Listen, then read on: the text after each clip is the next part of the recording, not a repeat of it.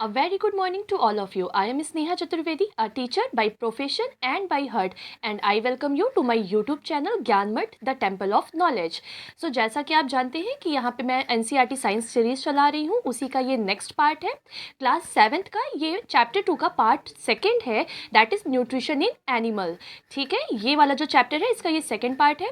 First part में मैंने already cover कर दिया है कि एनिमल्स जो है वो न्यूट्रिशन कैसे लेते हैं, उनका मोड ऑफ न्यूट्रिशन क्या होता है, उनमें कौन से स्पेशल ऑर्गन होते हैं अपना फूड इनटेक करने के लिए। और इस वाले पार्ट में हम ह्यूमन डाइजेशन के बारे में पढ़ेंगे कि ह्यूमन अपना न्यूट्रिशन कैसे लेते हैं, वो उसे सिंपलर फॉर्म में कैसे चेंज करते हैं, और इसके अलावा वो कौन कौन सी प्रोसेस के थ्रू डाइजेशन की प्रोसेस को कंप्लीट करते हैं। ये सारा पार्ट जो है हम इस पार्ट में पढ़ेंगे। ये जो ह्यूमन डाइजेशन का पार्ट है ये 2 पार्ट में है। ये ह्यूमन डाइजेशन के पूरा जो चैप्टर है, पूरा जो समरी है, ये आपके 2 पार्ट में आएगी, फर्स्ट पार्ट और सेकेंड पार्ट में। ठीक है, समझ में आ गया? तो लेट्स गेट स्टार्टेड।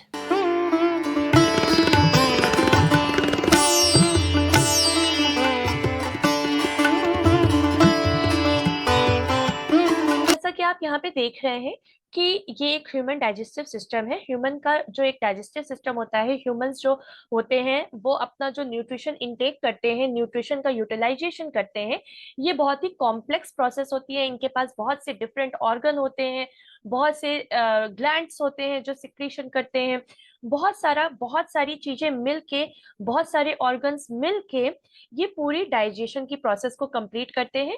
डाइजेशन क्या होता है ये मैंने ऑलरेडी आपको फर्स्ट पार्ट में बताया था कि फूड को या न्यूट्रिशन को, जो कि कॉम्प्लेक्स मटेरियल होते हैं, उनका ब्रेक डाउन करना, उनको अनकॉम्प्लेक्स या फिर इजी मटेरियल में या सिंप्लीफाइड मटेरियल में कन्वर्ट करने की प्रोसेस को ही हम क्या कहते हैं, डाइजेशन कहते हैं। क्लियर हो गया? ह्यूमन डाइजेशन में क्या होता है, ह्यूमन डाइजेशन भी एक बहुत ही कॉम्प्लेक्स प्रोसेस होती है।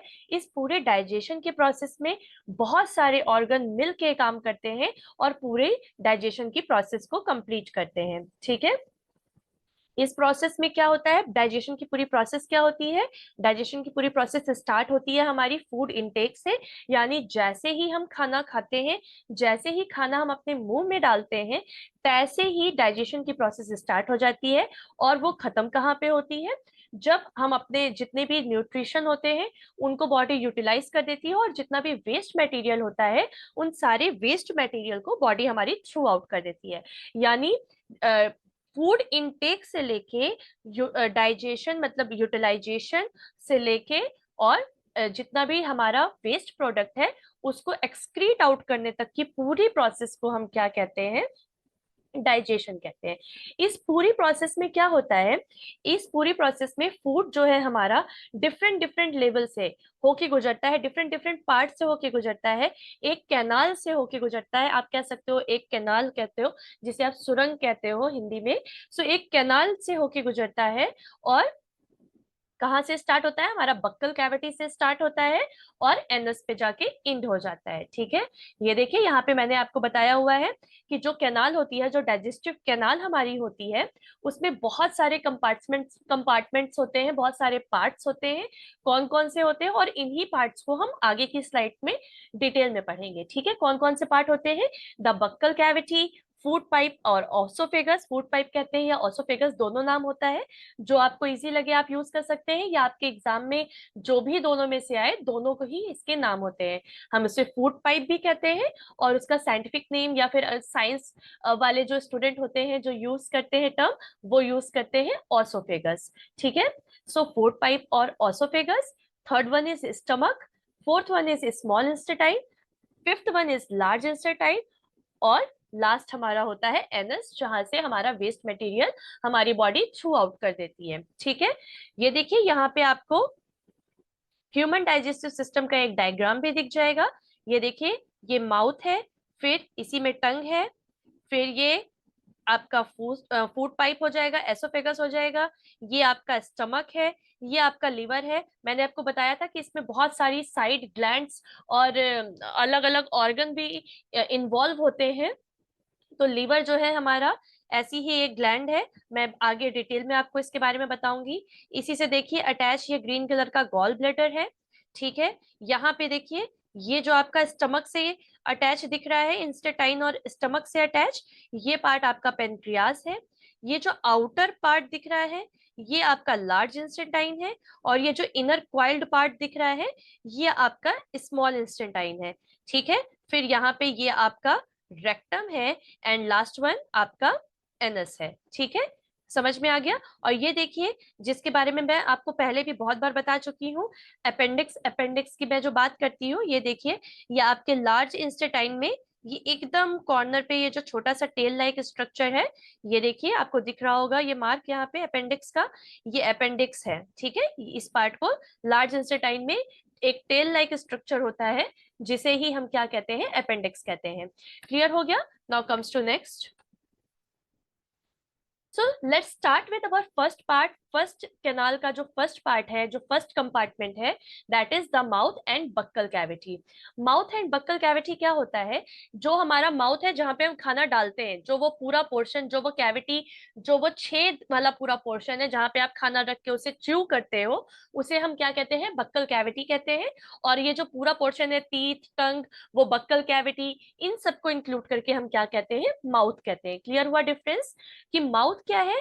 माउथ में आपका टीथ भी आ जाएगा, टंग भी आ जाएगी, जो स्पेस है आपके माउथ के बीच में, जहां पे आप खाना रखते हो, जहां पे आप खाना डालते हो, जिस स्पेस में आपका खाना जाता है, वो स्पेस है, ये पूरा आपका किस में आ जाएगा, माउथ में आ जाएगा। जबकि बक्कल कैविटी क्या हो जाती है? बक्कल कैविटी आपकी हो जाती है, वो जो पूरा स्पेस है आपके माउथ में, जो खाली स्पेस है, उसे हम क्या कहते हैं, बक्कल कैविटी कहते हैं। ठीक है, तो माउथ का क्या काम होता है? माउथ का जो सबसे पहला काम होता है डाइजेशन में, वो यही होता है कि जो हम अपना खाना लेते हैं वो इसी के थ्रू लेते हैं, यानी हम अपना जो फूड इनटेक करते हैं वो माउथ के थ्रू करते हैं। ठीक है, जो ये प्रोसेस होती है जिसमें हम क्या कहते हैं, खाना खाते हैं, खाने को अपने मुंह के अंदर डालते हैं, इस प्रोसेस को हम क्या कहते हैं, इंजेशन कहते हैं। ठीक है, किसी चीज को अपने मुंह में डालना, ये एक प्रोसेस है, ये एक प्रक्रिया है। ठीक है, हिंदी में हम प्रक्रिया कहते हैं, इंग्लिश में हम प्रोसेस कहते हैं। सो खाने को उठा के अगर हम मुंह में डाल रहे हैं, और इस प्रोसेस का क्या नाम होता है, इंजेशन। यानी अगर आपने एक बाइट ली और उसे मुंह में डाला, सो आप क्या कर रहे हो, आप एक प्रोसेस कर रहे हो, जिसका नाम है इंजेशन। इंजेशन, क्लियर हुआ? नाउ नेक्स्ट वन इज, सबसे पहला जो डाइजेशन स्टार्ट करते हैं वो हमारे टीथ स्टार्ट करते हैं। टीथ क्या करते हैं? टीथ जो है वो एक सॉलिड फॉर्म जो फूड का होता है हमारे, या जो हमारा फूड होता है, उसको मैकेनिकली ग्राइंड करना स्टार्ट करते हैं। आप देखे होंगे कि जो एक मतलब होल ग्रेन होता है, या जो एक खड़ा अनाज होता है, उसको खाना थोड़ा मुश्किल होता है एज कंपेयर टू ग्राइंडेड। ठीक है, आपको गेहूं अगर दे दिया जाए, आपको 100 ग्राम्स गेहूं दे दिया जाए, और आपसे कहा जाए कि आप इसे अगर आप खा सकते हो, तो अगर आपसे कहा जाए कि आप ये 100 ग्राम गेहूं खाइए, और आपको वहीं पे दूसरी तरफ आटा दे दिया जाए कि आपको ये 100 ग्राम आटा खाना है, तो आपके लिए क्या इजी होगा खाना, गेहूं या आटा? आटा खाना इजी होगा। क्यों? क्योंकि वो ग्राइंडेड फॉर्म में है, उसको मैकेनिकली हमने डाइजेस्ट किया, उसे मैकेनिकली हमने ब्रेक डाउन किया, उसे ब्रेक कर दिया, उसे तोड़ दिया सिंपलर फॉर्म में, मैकेनिकली। सो वही सेम काम हमारे क्या करते हैं, हमारे टीथ करते हैं। हम जो फूड लेते हैं वो उसे मैकेनिकली च्यू करते हैं, हम उसे च्यू करते हैं, और मैकेनिकली हम उसे डाइजेस्ट करते हैं, या आप उसे कह सकते हो मैकेनिकली हम उसे स्मॉल पीसेस में चेंज करते हैं, सिंपलर फॉर्म में कन्वर्ट करते हैं। सो टीथ का हमारे क्या फंक्शन होता है? टीथ जो है चीजों को, जो फूड मटेरियल होता है, उसको ग्राइंड करने का काम करते हैं। इससे दो फायदे होते हैं। पहला होता है, एक तो कि वो इजिली, मतलब छोटे छोटे पार्ट्स में टूट जाता है, जिसकी वजह से डाइजेशन इजी हो जाता है, और साथ ही साथ उसे इनगल्फ करना, यानी उसे निगलना आसान होता है। ठीक है, उस खाने को निगलना आसान होता है, वो खाना हमारे फूड पाइप से, ऑसोफेगस से इजिली जाता है। ठीक है, अब जो हमारे दांत होते हैं, वो क्या होते हैं, हमारे हर दांत के पास एक अपना खुद का सॉकेट होता है, यानी वो एक दूसरे के साथ अपना स्पेस शेयर नहीं करते। हर दांत, हर टीथ, हर टूथ जो है, उसके पास अपना एक पर्टिकुलर सॉकेट होता है गम के अंदर। ठीक है, और जो हमारे टीथ होते हैं, वो अपीयरेंस में बहुत ही अलग अलग तरीके के होते हैं। आपको पता होगा, ह्यूमंस बीइंग्स आर ओमनीवेरस। ओमनीवेरस क्या होते हैं? ओमनीवेरस वो एनिमल्स होते हैं, वो लिविंग ऑर्गेनिज्म में होते हैं, जो कि दोनों तरीके का खाना खाते हैं, यानी वो प्लांट बेस्ड प्रोडक्ट भी खाते हैं और वो एनिमल बेस्ड प्रोडक्ट भी खाते हैं। यानी आपने बहुत से ह्यूमंस को देखा होगा जो प्योरली वेजिटेरियन होते हैं। आजकल तो वीगन बड़ा ट्रेंड में है कि हम एनिमल प्रोडक्ट भी नहीं यूज करेंगे, टोटली प्योरली हम प्लांट बेस्ड प्रोडक्ट पे रहेंगे, प्लांट बेस्ड आइटम पे रहेंगे, सो उन्हें वीगन कहा जाता है। वेजिटेरियन क्या होते हैं? वेजिटेरियन वो होते हैं जो कि अपना मतलब मीट वगैरह नहीं खाते, एग मीट ये सारी चीजें नहीं खाते, लेकिन एनिमल प्रोडक्ट यूज करते हैं। फॉर एग्जाम्पल मिल्क, मिल्क वो यूज करते हैं एंड डेयरी प्रोडक्ट वो यूज करते हैं, ठीक है। हनी वो यूज करते हैं, जो वीगन होते हैं वो हनी भी नहीं यूज करते, ठीक है। सो यानी और साथ ही साथ क्या होते हैं, कुछ ऐसे ह्यूमन बींग्स भी होते हैं जो कि नॉन वेजिटेरियन होते हैं, यानी वो मीट भी खाते हैं, वो चिकन भी खाएंगे, वो मतलब वो सारे तरीके के नॉन वेजिटेरियन, वो एग भी खाएंगे, सारे नॉन वेजिटेरियन आइटम्स भी खाते हैं। सो ह्यूमन बींग्स यानी सब तरह का खाना खाते हैं, तो वो क्या होते हैं? ओमनीवेरस होते हैं, ठीक है। सो इसी वजह से हमारे जो टीथ होते हैं वो हर तरह के खाना खाने के लिए अलग अलग तरीके के होते हैं। यानी कुछ टीथ होंगे जो कि च्युइंग का काम करेंगे, कुछ टीथ होंगे जो बाइटिंग का काम करेंगे, कुछ टीथ होंगे जो कि टीयरिंग का काम करेंगे, अगर जो नॉन वेजिटेरियन लोग हैं, या फिर आप जो गन्ना वन्ना खाते हो, जैसे मान लीजिए गन्ना खाना है तो उसकी टीयरिंग की जाती है, ठीक है। शुगर केन जब आप कंज्यूम करते हो, जो होल शुगर केन होता है, जो उसका पूरा डंडा होता है गन्ने का, जब आप वो कंज्यूम करते हो तो आप क्या सामने के टीथ से खाते हो उसे? नहीं, आप क्या करते हो, साइड वाले टीथ से उसे टीयर करते हो, तो हमारे टीयरिंग टीथ अलग होते हैं। या जो नॉन वेजिटेरियन लोग हो गए, उनको पता होगा कि जब वो मीट वगैरह खा रहे होते हैं तो उसके लिए वो सामने के टीथ नहीं यूज करते, जो बाइटिंग टीथ होते हैं वो नहीं यूज करते, बल्कि अपने टीयरिंग टीथ यूज करते हैं जो कि साइड में होते हैं, ठीक है। मैं अभी डिटेल में आपको आगे की इमेज में बताऊंगी। अभी के लिए फिलहाल ये जानिए कि हम, क्योंकि हम ओमनीवेरस हैं, क्योंकि ह्यूमन बींग्स ओमनीवेरस है, इस वजह से क्या है, हमारे टीथ भी जो है वो अलग अलग तरीके के फूड आइटम खाने के लिए डिफरेंट डिफरेंट टाइप के हैं। चुइंग के लिए अलग है, बाइटिंग के लिए अलग है, टीयरिंग के लिए अलग है, ठीक है। आइए अब हम आगे की स्लाइड में देखते हैं कि हमारे टीथ कितने होते हैं और किस तरह के होते हैं, ठीक है। यहाँ पे देखिए मैंने आपके लिए एक टेबल बना रखी है। आप चाहे तो मिरर के सामने खड़े होकर अपना टीथ देखते हुए भी ये एक्टिविटी कर सकते हैं। कटिंग और बाइटिंग टीथ कितने होते हैं?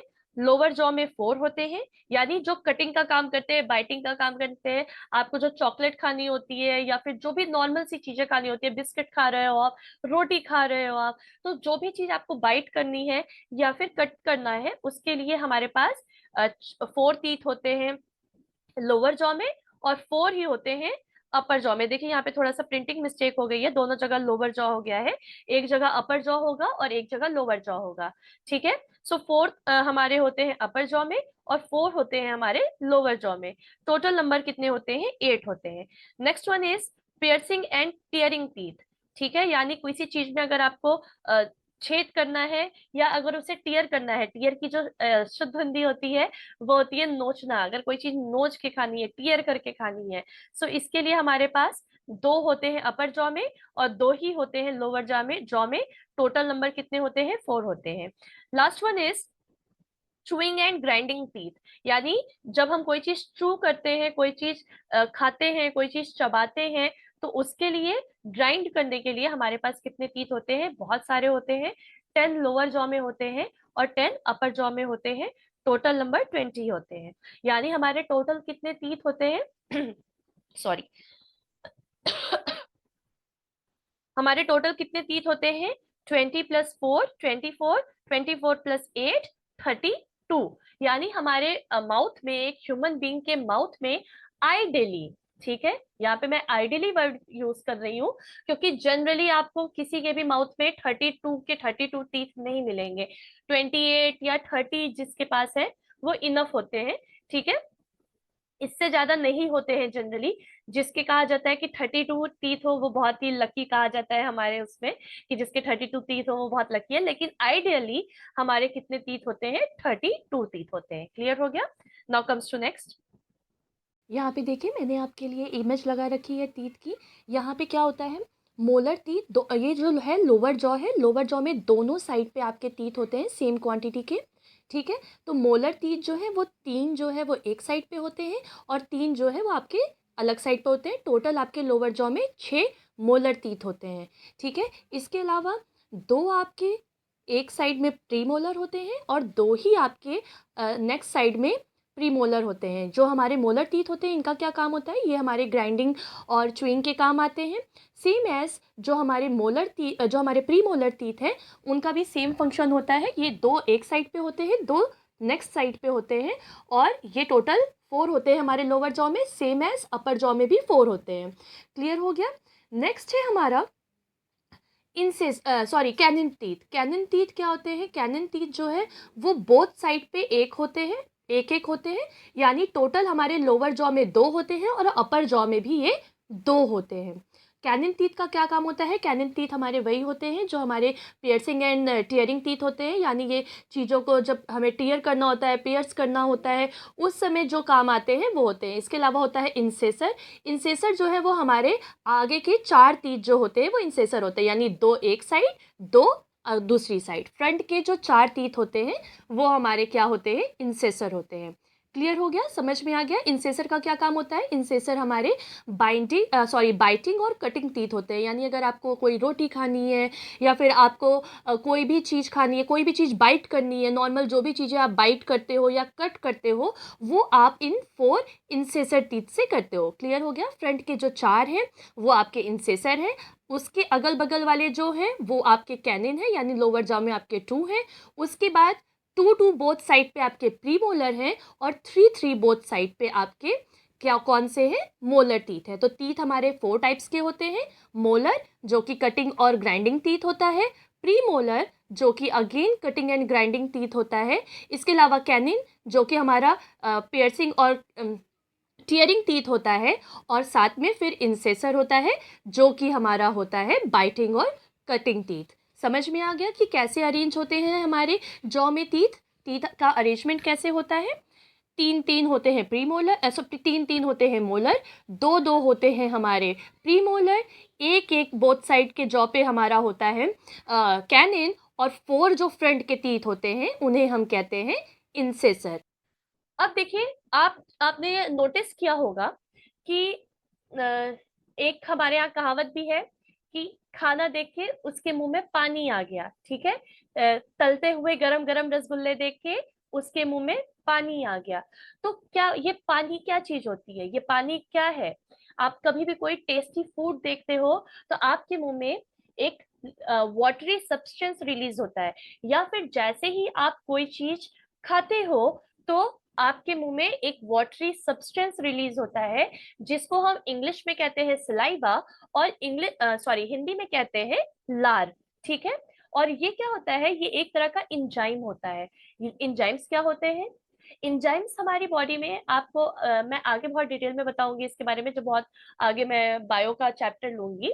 सो इंजाइम्स होते हैं और क्या होते हैं, हार्मोन्स होते हैं।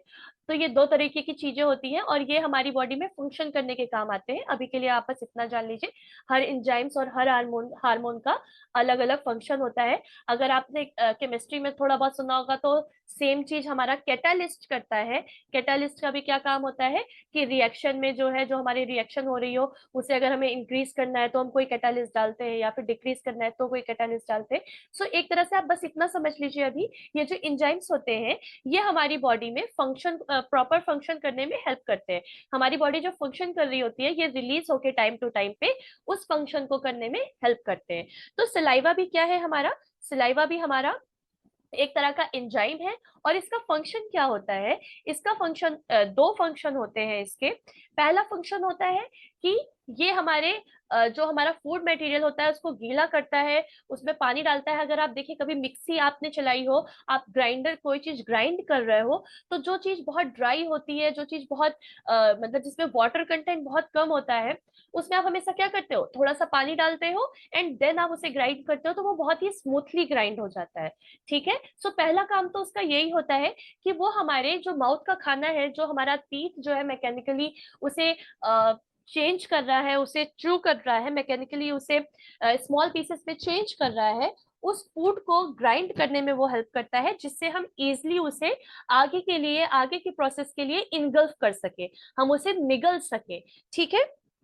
लेकिन इसके साथ साथ इसका एक और फंक्शन होता है। इसका फंक्शन क्या होता है, ये जो है हमारे जो स्टार्च होते हैं, मैंने आपको बताया था कार्बोहाइड्रेट जो होते हैं हम लोग जनरली स्टार्च के फॉर्म में लेते हैं। जितने भी हमारे होल ग्रेन होते हैं उनमें स्टार्च होता है, ठीक है। सो जितने भी हमारे स्टार्च होते हैं, स्टार्च प्रोडक्ट को, स्टार्च कंटेंट को ये डाइजेस्ट करने का काम करता है, ठीक है। यानी आपका जो सलाइवा है, आपकी जो लार ग्रंथि, आपका जो लार है, वो क्या काम कर रही है, वो एक तो आपके फूड को ग्राइंड करने में हेल्प कर रही है, वाटर का काम कर रही है जिससे आप उसे इजिली इंगल्फ कर सके, और साथ ही साथ वो क्या करती है, साथ ही साथ वो स्टार्च को डाइजेस्ट करना भी स्टार्ट कर देती है, उसे कॉम्प्लेक्स से सिंपलर फॉर्म में चेंज करना स्टार्ट कर देती है। इसके लिए हमारे पास एक एक्टिविटी है जो हम शुरुआत से करते आ रहे हैं, 6 और 7 में, स्टार्च टेस्ट। इसके लिए आपको क्या करना है, आपको राइस लेना है, आपको पता है राइस में बहुत ज्यादा स्टार्च होता है, तो आपको बॉइल्ड राइस लेना है,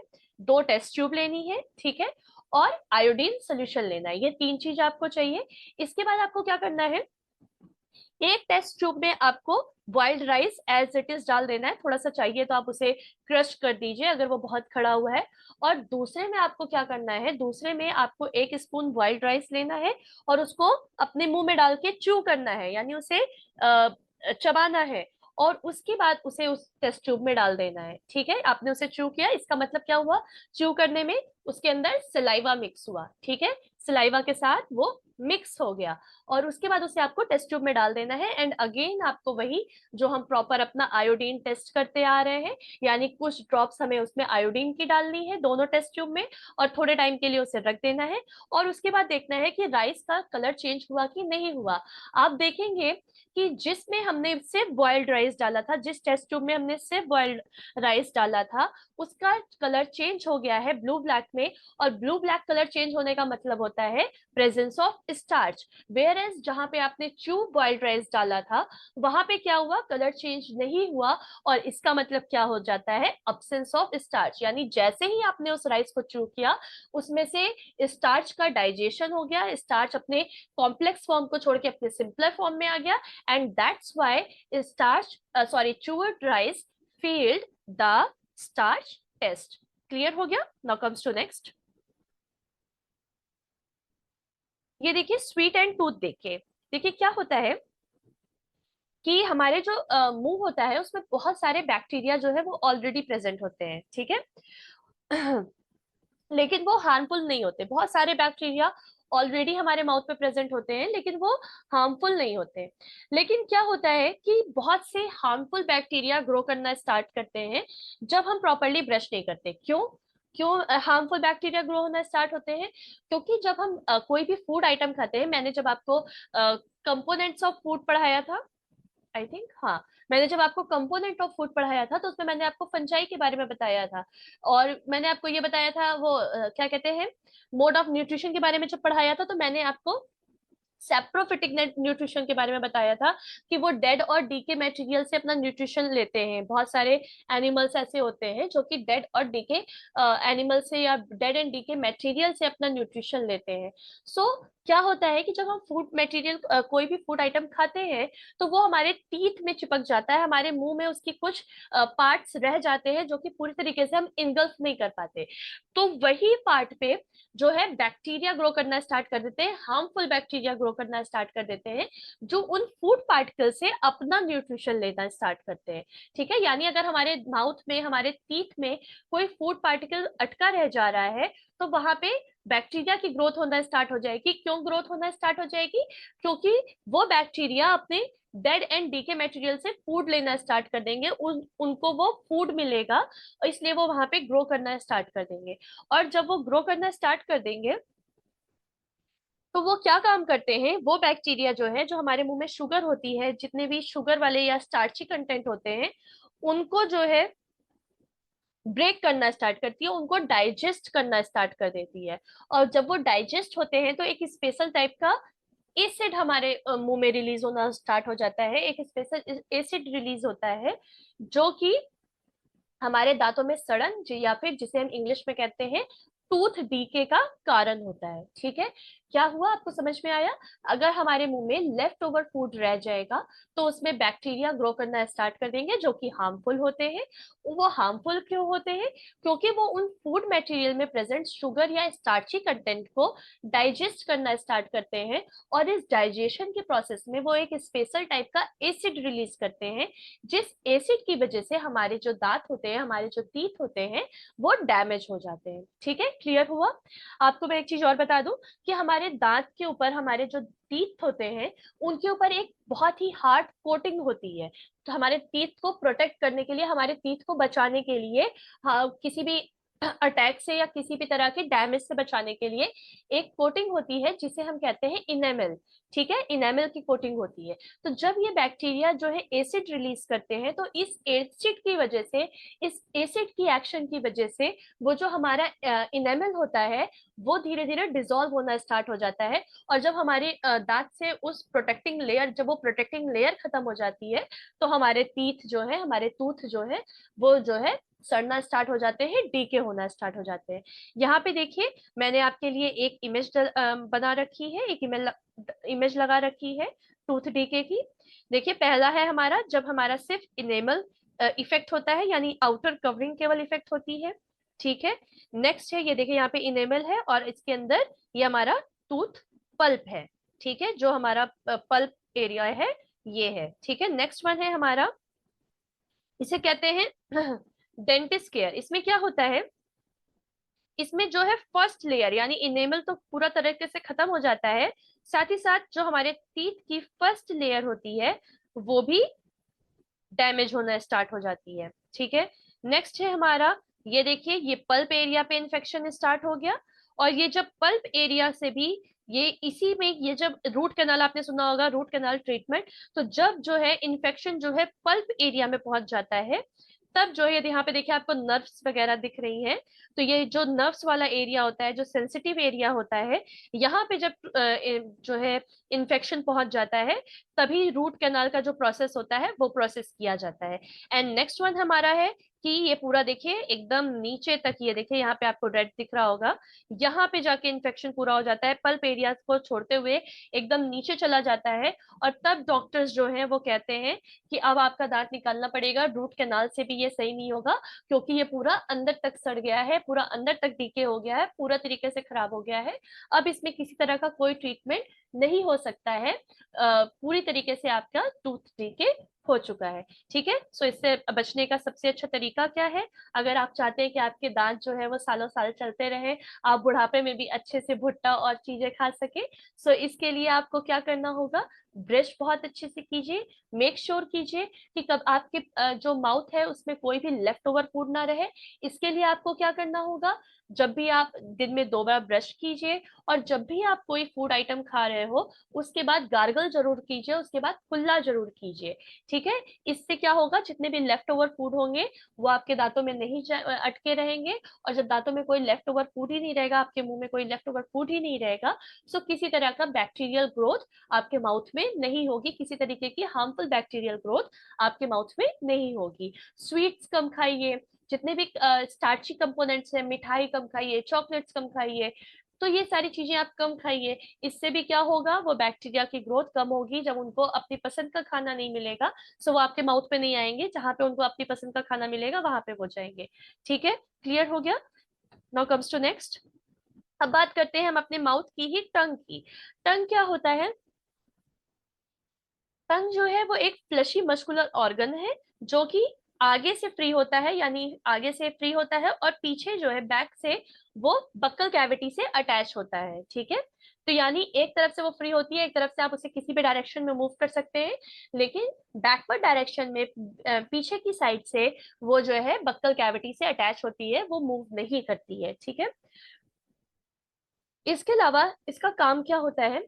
ये हमारे बोलने में हेल्प करती है। अगर आप देखिए, बिना टंग के यूज के, बिना टंग को अप डाउन किए आप बोल नहीं सकते हो। ठीक है, इसके अलावा मिक्सिंग ऑफ सलाइवा, सलाइवा को मिक्स करने के लिए उसी के थ्रू, आप अपनी टंग के थ्रू ही खाने को इधर से उधर, जहां पे भी आपको अपने माउथ में लेके जाना होता है, जहां पे भी आपको मिक्स करना होता है, आप अपने टंग के through as a mixing spoon ये काम करती है।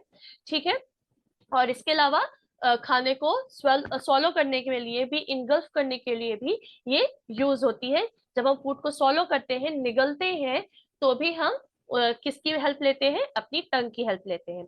इसके अलावा इसमें जो सबसे स्पेशल फंक्शन होता है, इसका जो सबसे स्पेशल काम है, वो है हमें टेस्ट देना। यानी हमारे मुंह में किसी भी चीज का जो टेस्ट आता है, चाहे वो सॉल्टी हो, बिटर हो, स्वीट हो, या फिर कोई और टेस्ट हो, जो भी टेस्ट हो, वो जो भी टेस्ट हम एक्सपीरियंस करते हैं, वो हम एक्सपीरियंस किसकी वजह से करते हैं? अपनी टंग की वजह से एक्सपीरियंस करते हैं।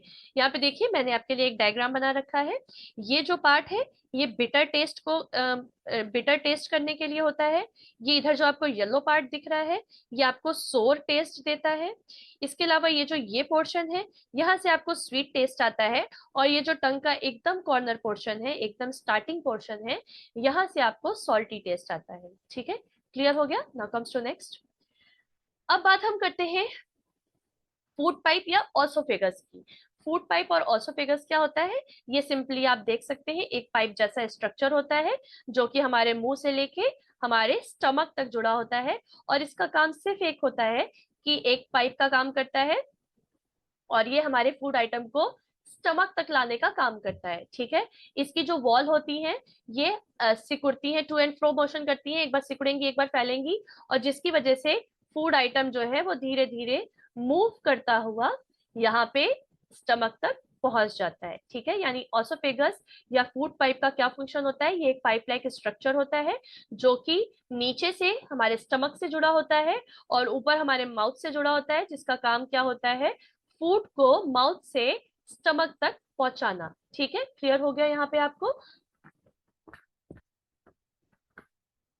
इसके अलावा एक चीज मैं आपको यहाँ पे और बता दूं कि ये जो हमारी वो क्या कहते हैं, जो हमारी ब्रीथिंग पाइप होती है, यानी जो हमारी श्वास नली होती है, वो भी सेम इसी से जुड़ी होती है। बस बीच में एक कैप लाइक स्ट्रक्चर होता है। आपने कई बार देखा होगा कि जब आप बोलते बोलते, इसलिए कहा जाता है कि खाता खाते वक्त कभी बोला नहीं जाता, क्योंकि अगर आप बोलते वक्त अपने खाना खा रहे हो और अगर आप थोड़े से भी केयरलेस हो, तो वो जो है, वो फूड पार्टिकल जो है, वो आपकी ब्रीथिंग पाइप में चला जाएगा, आपकी रेस्पिरेटरी पाइप में चला जाएगा, और फिर वो वहां जाके फंस जाता है और आपको बहुत ज्यादा खांसी आने लगती है, आपको बहुत ज्यादा दिक्कत होने लगती है, सांस लेने में प्रॉब्लम होने लगती है। सो ऐसा क्यों होता है? क्योंकि ये दोनों पाइप ही सेम जुड़े होते हैं, सेम चीज, सेम जगह से होते हैं, बस इनमें बीच में एक कैप लाइक स्ट्रक्चर होता है, जो कि दोनों को आपस में अलग करता है। ठीक है, जब मैं हायर क्लासेस में आपको डाइजेशन पढ़ाऊंगी, तो इसके बारे में और डिटेल में हम बात करेंगे। अभी के लिए बस आप इतना जान लीजिए। ठीक है, नाउ कम्स टू नेक्स्ट।